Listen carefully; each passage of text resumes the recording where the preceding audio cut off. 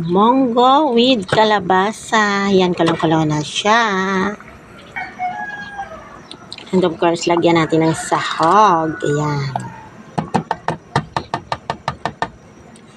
Asayan na maliliit. Ayan. And of course, ilagay natin si alugbati at kulitis. Ayan.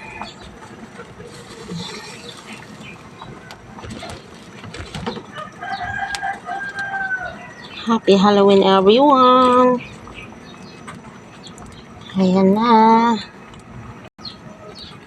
Ilagay na rin natin si siling haba. Para masarap ang pabango. Ayan. So, ayan. So, ayan guys. Paluto na si gisadong munggo. Ayan. Ayan. O siya.